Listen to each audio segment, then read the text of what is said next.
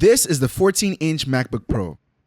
To be more specific, this right here is the weakest, basest, and cheapest variant of the new MacBooks that came out in 2021. Well, not exactly the cheapest. They upgraded to 1 terabyte of space instead of the base 512 gigabytes you get with the actual cheapest version. But in this video, we're gonna know just how good even the basest M1 Pro MacBook is when it comes to everything we use laptops for in the real world. From the basic stuff like consuming media, with the new XDR display that's on MacBooks for the first time, and how long you're gonna be able to be doing this with the battery improvements on these new laptops. We're also going to talk a lot about the power and performance you get with the latest Apple chips to see just what they're capable of this time. Not just with video editing, but with regular stuff too, like multitasking, opening apps, maybe even a bit of gaming. And of course, we're going to talk about the actual laptop itself with Apple's latest and thickest design in a while, with the same old great trackpad, the same old but kind of different and updated keyboard, and just everything about the new design like I said. But we're really going to talk about just everything in general that just comes together to give this laptop that Apple feel that we're used to.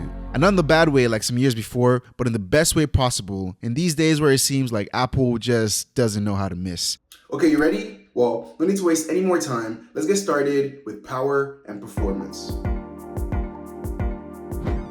First, when it comes to just using this MacBook, as well as all the other M1 Pro and M1 Mac MacBooks, I'm talking just navigating the OS and doing everything on this device, you're gonna notice that this MacBook is better than all the other MacBooks that came before it. It's not that the older MacBooks weren't good at this or were lagging or anything. It's just that as soon as you start using this MacBook, everything will just feel smooth, like a noticeable amount more smooth than it was before. Now, this technically isn't because the MacBook is more powerful than older MacBooks. I mean, it is more powerful than older MacBooks. But the reason everything feels much smoother is because of the 120 Hz display.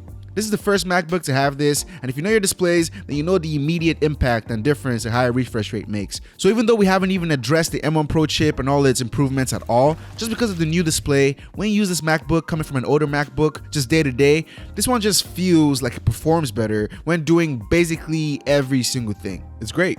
Now, all this stuff doesn't really test the power of the M1 Pro chip though. If we want to do that, then we got to do more than open up some apps or multitask or just stuff even the M1 chip is capable of handling. We got to do something tough. Something that was too tough for the M1 chip to handle for my testing. And something that falls in this category, and one of the toughest things you can do on a laptop, is video editing. Specifically, editing 4K video on basically the worst and most unoptimized video editing software for MacBooks, aka Premiere Pro. Now, I won't show you export times or anything. That's still important, but it's just about the least important thing I look at when I want to know how good and powerful a system is when it comes to video editing. The most important thing is video editing performance. Now, I work with about 97% 4K regular H.264 footage. And if you don't know what H.264 means, let's just call it the regular video format. And it's most likely the one you're using and consuming if you don't know what it is. But it's not the most optimized and not the best for video editing. Not at all, actually. So we're going to be using unoptimized footage on unoptimized software. Well, not unoptimized. This version of Premiere has been updated for Apple Silicon. It's not running the Intel version or anything, but it's still Premiere Pro. It's not optimized like Final Cut Pro or anything, right? The ceiling of performance is a good deal higher with Final Cut. Still though, with this being said, you're watching me edit right now, and this is a timeline with a lot of 4K clips, sometimes layered on top of each other, with no proxies at all, a lot of transitions, heavy transitions, color grading, graphics, audio effects, and blah, blah, blah, blah, blah, okay? Still, when I press play, these are the latest and supposedly the greatest earbuds from Beats. No issues. If you remember when I tried to do this on the M1 MacBook Pro, you know that it couldn't handle any of these transitions. Like it wouldn't just drop like 1 or 2 or even 10 frames. It would actually just lag and even get stuck. With this MacBook though, at 1/4 resolution, it's handling everything smoothly. It's still pretty good at half resolution as well. Just pay attention to how well it's playing back the footage. It might drop a frame or two when it has to deal with a tough transition, but it's handling everything just fine, as you can see. Now, if you want to run things at the full 4K resolution though, well, the laptop can handle that too. When it comes to fit, and specifically not falling out, these earbuds are top tier. They're above even all the other earbuds that passed this head shaking test. 4K footage will play without dropping any frames at all. Even when you put 2 4K clips on top of each other, things will still be pretty smooth. But what the base MacBook here can't handle though is the hard-hitting transitions at full 4K resolution. Now this is still too much for this laptop, but if you know how Premiere is, then you know that this is pretty hard to do, even with spec'd out PCs with NVIDIA graphics cards that cost thousands of dollars. So this is actually pretty impressive for the base MacBook to be able to compete here. And remember, this is Premiere Pro, not a more optimized piece of software like Final Cut. If you use Final Cut, then honestly you're gonna have no problems. But this is Premiere Pro, and we're doing this with H.264 footage, which is not the best. We're not using something like ProRes, which these MacBooks can handle a lot better, even on Premiere. They have dedicated encoders for that. So this should be the worst of the worst experience you should get with this laptop when video editing. And still, if you just drop the resolution to 1/2, you can edit your footage pretty smoothly with no problems. That's pretty good. Now, I still think it could be better. Maybe that's where the extra power and cores from the M1 Max will make a difference. But even this can definitely handle my workflow and all my video editing needs, even on Premiere. I might just have to reduce my editing resolution to 1/2 or in some cases 1/4, which is still 1080p, just because of the hard-hitting transitions that I use. But long story short, the new MacBooks, even the base model here, is very powerful. And if it's good enough for me and my heavy workflow in Premiere, then it's probably good enough for you. Let me know if your work is more hectic than this though in the comment section below. But yeah, since it can handle that, then it's most definitely good enough to handle stuff like gaming. Everything's gonna run smoothly when you're gaming, and this stuff for the most part actually takes less power to run compared to the power you need for video editing. So you're not gonna have any problems when it comes to gaming. Actually, no, that's not true. You're gonna have a big problem when it comes to gaming, and that's the fact that this is a MacBook. So unless you want to play only Apple Arcade games and stuff like that, you're not going to have a good time as a gamer, because you probably won't be able to play the games that you want. Most games you probably like to play aren't supported on macOS, and you can do some stuff to get it on here, like I did. I'm playing Rocket League right now, as you can see, but I'm not really supposed to be able to do that because it's not officially supported on Mac anymore. But just to get it on here, I had to do a bunch of stuff that you probably don't want to do, and I'm not even running it on Mac itself technically. I'm actually running it through Windows. But yeah, it's just a hassle. And long story short, if you want to be playing games on your MacBook, then don't get a MacBook. Get a Windows laptop with a good graphics card. Trust me, that's the best and honestly the only way, all right? Now, something else that's great when it comes to power and performance with the new MacBooks, even the base one right here, is this. Do you hear that? No? Well, that's what you're going to be hearing 95% of the time when you're using this laptop. The fans almost never come on. In fact, it doesn't even come on when I'm editing a heavy timeline with just 4K clips. The only time I actually hear the fans is when I'm exporting a video. So it's not just powerful, but it also stays quiet and relatively cool while doing things that would make 90% of Windows laptops sweat. Plus, it doesn't have to be plugged in to run at its full power. And even when it's not plugged in, you'll still be able to do stuff like video editing for quite a while. Much longer than all other laptops out there, basically. The battery life in this is insane as well. We'll talk about battery life later though. Just know, long story short, when it comes to power and performance, the MacBook Pro, even the base model here, is exceptional. Unless you plan to do something more powerful than what I've shown you here, this is probably the model you should get. So that's that with power and performance, okay? Now, let's talk about the place where all this powerful hardware is located. I'm talking the actual body of the MacBook itself, its build and design. Looks-wise, the new MacBooks aren't so different from the older MacBooks we're used to seeing. They still have the all-metal design we're used to. They still have the top-firing speaker grills. The speakers here are better though, but we'll get to that very soon, okay? They also still have the Apple logo on the back, and they still open up with one hand, just like before. And ultimately, the main difference and the new stuff with the design of these new MacBooks is that they're thicker. The 14-inch model isn't so thick though, at least not as thick as I thought it would be from seeing it on the internet. It's just about double the thickness of an iPhone, or just slightly thinner than a penny. Also, we now have some new ports. Instead of 4 USB-C ports and a headphone jack, we now have 2 USB-C ports and 1 headphone jack on the left side of the MacBook. Oh, and this headphone jack isn't the same as before. It actually now natively supports high impedance headphones. And if you don't know what that means, then you probably don't have headphones that need that, so don't even worry about it. And we also have the MagSafe charger back this year, so the port's here as well. You can still charge it with the USB-C ports though, as long as you have the right wattage.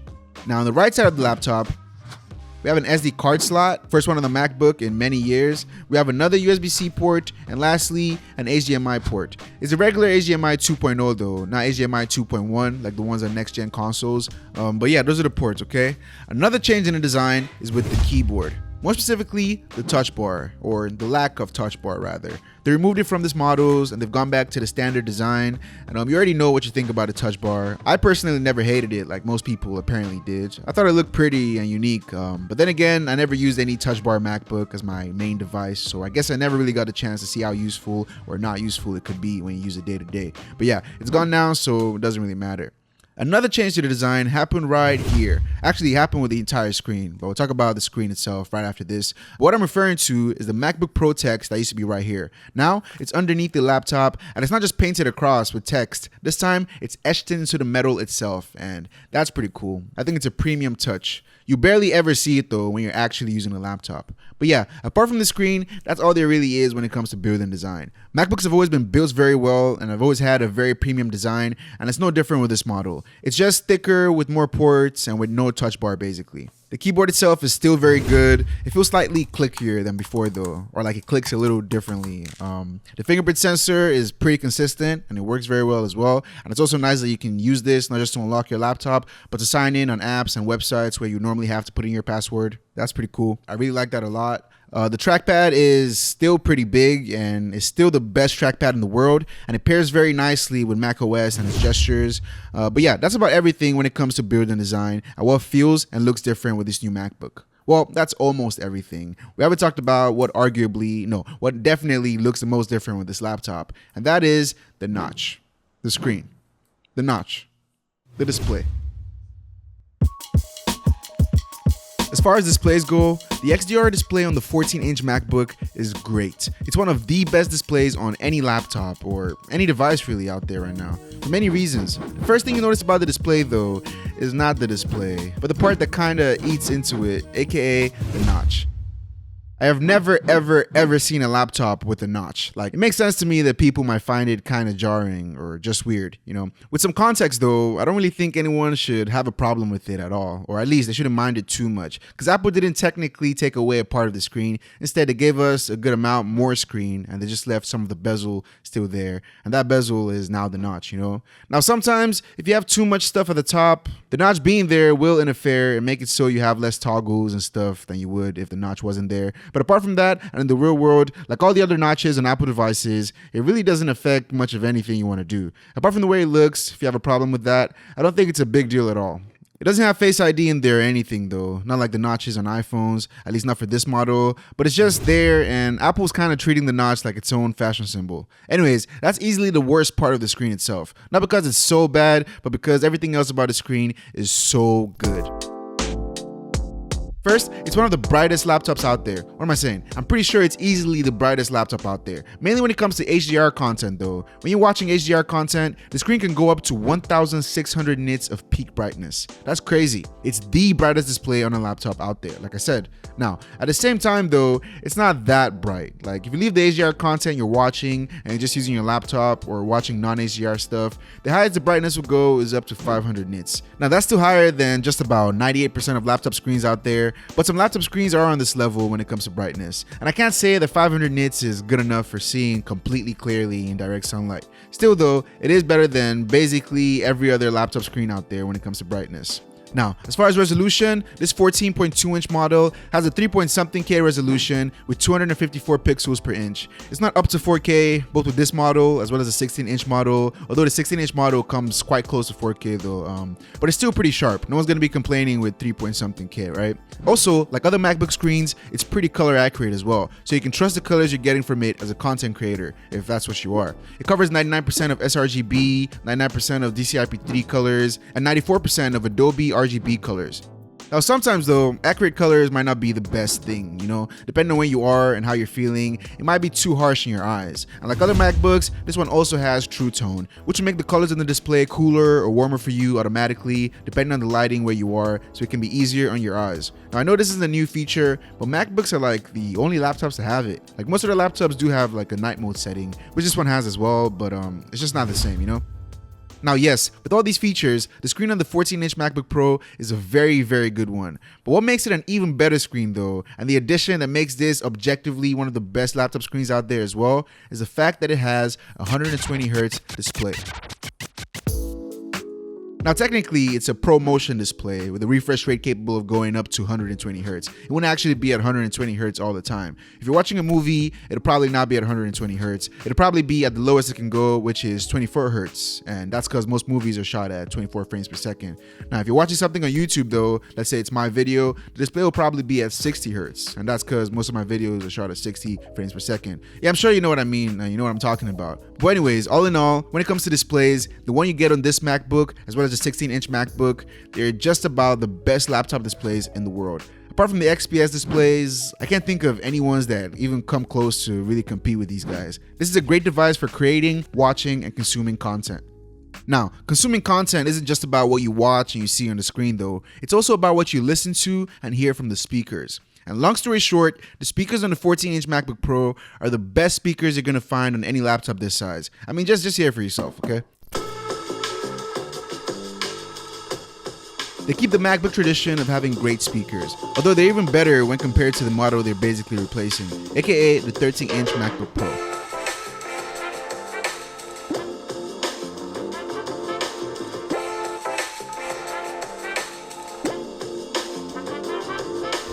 The only laptop speakers that are better than these right here, I believe, are the ones on the 16-inch MacBook. And I don't have it right here, but apparently it sounds a bit better. Not much louder at all, but a bit fuller and richer.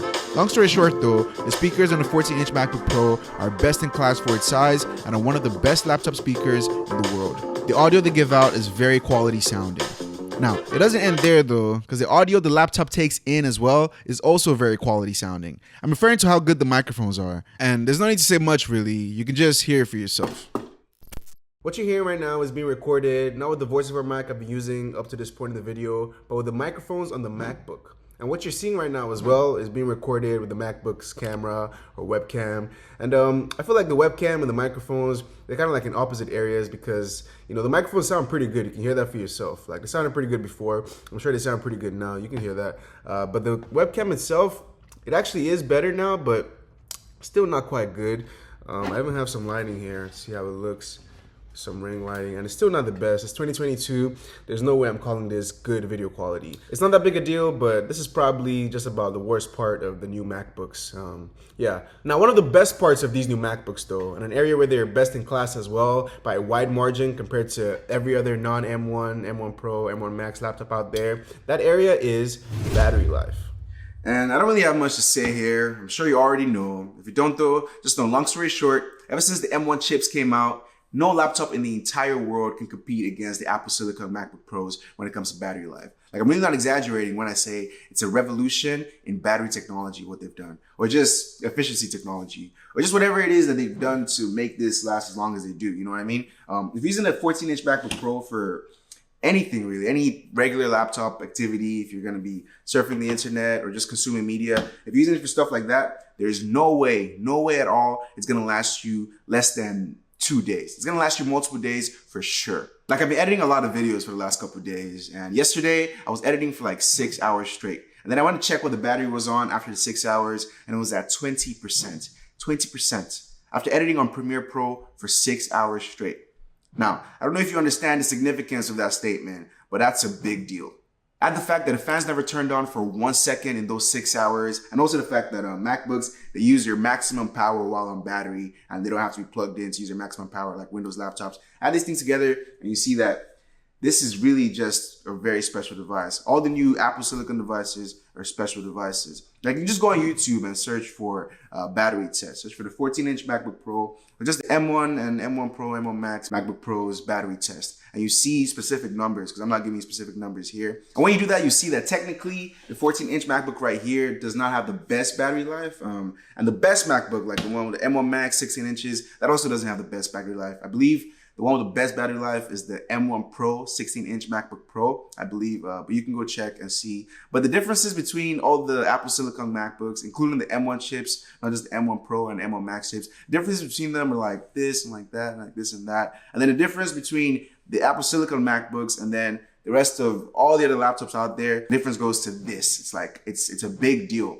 They're so ahead of the competition right now, it's crazy. Like I said, right now, these are very, very, very special devices. And I'm not just talking battery life anymore. I'm talking overall. These laptops are basically class leading in almost every single category as far as laptops are concerned. And sure, there are some niche things that they still can't do. Like, you don't want to get a MacBook for gaming still. But overall, and for many specific things you might want to do, these guys are easily the best laptops out right now. And you can honestly get the cheapest version with the M1 Pro chip and the lowest amount of cores, that's just this guy right here. You can honestly get this guy and you get to tap in on that same experience. But yeah, that's about it for this video. If I missed anything, please let me know in the comment section below. Also, if you have any questions, just feel free to ask me in the comment section below.